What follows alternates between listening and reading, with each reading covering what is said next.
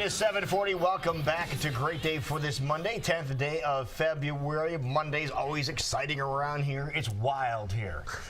Mondays, because that's when Ron comes over from the Academy of Wildlife Education, which is in Merle Mall. We get to have a chance to see wild animals up close, personal, and learn a lot about them. That's our goal. That's why we have the Academy over at Merle Mall, is to invite people in, learn about conservation issues that are relevant to them, and that's why we brought this special guest with us today. Now, we were over at the home show over the weekend. All three of us were there, and a couple of booths away was a guy that talked about bats. Okay. Okay, and talked about how you can eradicate or eliminate bats from your home, or set up bat houses for them, which was kind of cool. That was pretty interesting. Okay, but didn't have tennis rackets. No tennis rackets. He actually had a bat house, a bat hotel or motel for him, which is kind of a neat deal. But who do you have with you now? All right, we brought a very unique story about wildlife in Iowa, and this happens often as far as there's so many people in Des Moines Metro, and you have a lot of wildlife. Eventually, they're going to come together and stuff. This is the story of this particular big brown bat. A DNR officer found him in a wood pile, and it must have been October, November, but again, he should have been hibernating, and he was not going to survive in a wood pile because a wood pile cannot stay at a consistent temperature. So the DNR officer picked him up and brought him to our facility. Okay. And so this goes into what we call a wildlife rehabilitation situation. We have to be able to assess these animals because they're coming in from the wild. We don't know their condition, and so they go into a quarantine for 15 days.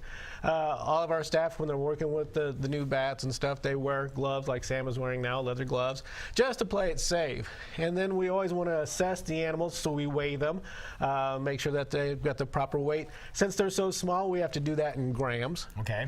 And so we're using really small. Like the scale you have at home, Jason. Exactly. Yeah, you weigh yourself in grams every day. So, a lot of grams. Again, we weigh them in grams, and then we also have to figure out how much food they're going to eat. And at our facility, since we don't raise mosquitoes, which is a good thing, I'm all about the wildlife thing, but again, we're only going to go so far. We have to use a thing that most people know, and we use mealworms and stuff. So we get some mealworms out, figure out how much they weigh, and then we feed them to the bat. Oh. I thought you were going to feed them mealworms, but to be honest with you, I thought you'd have some live mealworms. We actually do have some live mealworms because I brought these for us. Okay, so we can eat these. So again, go ahead, you can pass them out. There you go. You want some, Jackie? Come on, this is a tasty treat that can't be beat. There you go. The next time you do Rice Krispie treats, substitute just eat 'em. these. Yeah, Good protein, Jackie. perfect. They're good for you. They're crunchy. That's right. So we're eating like bats today, and imagine a big brown bat eats 10,000 mosquitoes. Yeah. Yeah. Actually, not bad. Come on, Jackie.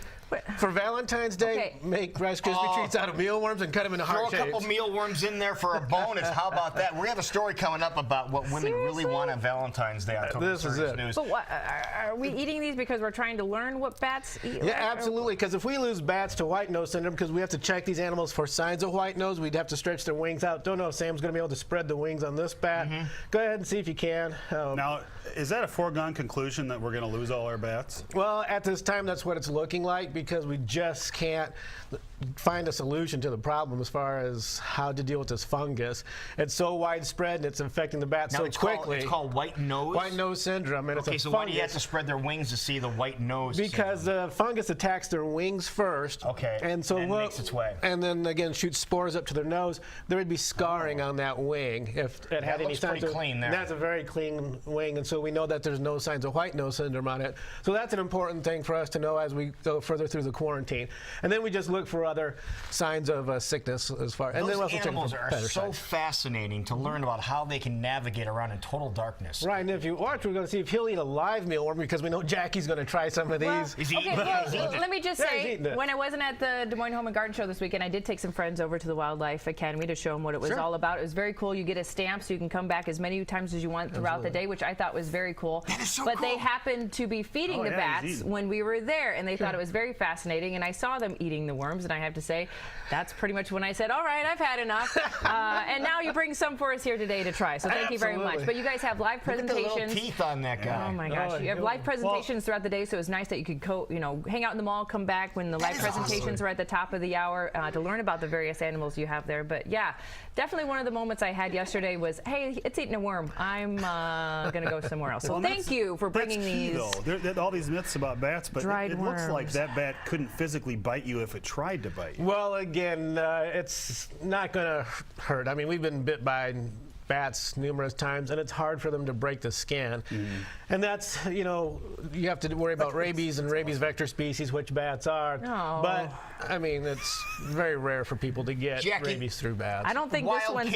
Wild Kingdom made a fortune doing this on TV. I don't think this worm's been dewormed. That's right. We need a Jim Fowler and Jackie starts with a J. I don't know what this brown stuff is, but okay, Well, here we go. Here, Tom, Really? She's going to make sure you don't drop it. Okay, I just ate one. Good, isn't it? That's right.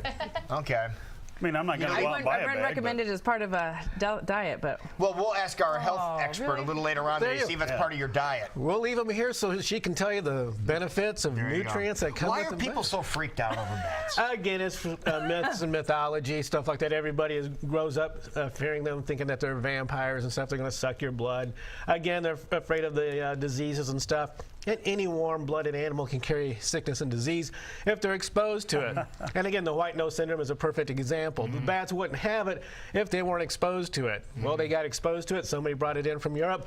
Now we've got this big problem. Now, this is a huge problem. If we lose all our bats, there's more mosquitoes, there's, We'll talk about that later in the year as far as how the chain of events could happen. If we lose bats, you have to increase pesticide use, which all eventually gets into the watershed, goes down to the Gulf, which could cause even more hypoxia problems, which could in turn affect our alligators. Is this a deal where, a few of the bats survive because they have resistance and then eventually the population comes back, or? Well, the problem that we have is that it's so devastating that it's taking out 90% of the existing population, which leaves you at 10%. Well, chances are you're not going to have enough genetic diversity amongst that 10% to keep them viable, right? Okay. And so it would continue the decline. In wildlife management, we figure if you lose more than 35% of a species, you're going down that slope to extinction. Is it something that can be reintroduced from elsewhere? Well, the problem is we didn't know about the disease, and out of all the animals in the world, we didn't put bats in the genetic bank, and so we really don't have anybody breeding native bats. Okay. So we're kind of getting in a little late in the game here. We've got 5 females, the 1 male. We're not going to be able to do much if we lose all the bats. That's a happy male, though. Yeah. That's right. I mean, his future is very secure, and again, he'll have a smile on his face. That's true. That's a good thing. Absolutely. All right, but if you want to see these animals and a bunch of others, how many different animals do you have? Oh gosh, we got 25 different wildlife species that are native to Iowa. But we're getting ready to have urban bald eagle days on February 22nd. That's coming up. Coming up in a couple weeks. Our birds of prey are all rehab animals. They come from the Iowa State University Wildlife Care Clinic. They'll be there presenting their birds. So we'll learn a lot about that. See how rehab birds, when they are injured and they can't be reintroduced, how they become educational ambassadors, and so that's a positive thing. This little guy here, we'll have to determine later in the year if we're going to use him as part of the genetic bank or if he's going to go back into the wild blue yonder. So now, can we do anything at home to help with the bat population? At this particular time, the interesting thing is there's never been a diagnosed case of white nose syndrome in bats hibernating in people's houses. However, people would have to be very tolerant and let the bats hibernate in their home.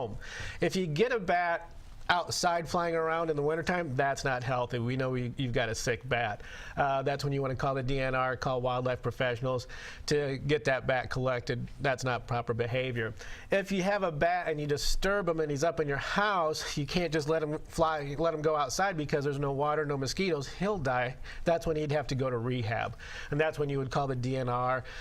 There's only one place that we know of today that takes bats in for rehab, and that's another reason that our next phase is to build a wildlife rehab facility that deals with all native species, including the bats and other rabies vector species, so that whenever these situations come up in the middle of winter, there's another place that's close to Des Moines that can take these types of bats in. So if you call the DNR, they're not going to go out and kill them.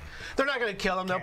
They'll collect them. Like I said, there's a wildlife rehabber, I believe, up in Story County that can work with bats, and there might be a couple others. But again, most of your wildlife rehabbers do not work with bats, and so it's a very specific group of people that are able to do that.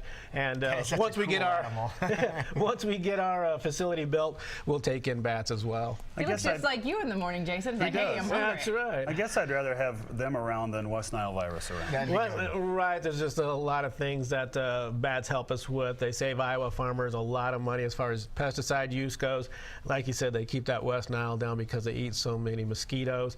They are definitely a benefit. They are the #1 predator of nighttime flying insects, and if you enjoy the evening hours, you definitely want to have bats around. Excellent. Well, good Thanks job. a lot. Thanks for bringing the bat over. That was that's one of the more awesome animals you brought over. I appreciate that. No problem. All right, good job. So, Merle Hay Mall is where you want to go for the Academy of Wildlife Education. February 22nd, you'll see the ads running on Great Day, KCWI, and then again, go to our website, academyofwildlifeeducation.org, and you'll get all the details. Well, thank you, Ron. Thank you, Sam, for bringing over the bat. That's very cool. It is 7:51. We'll be right back. This is Great Day.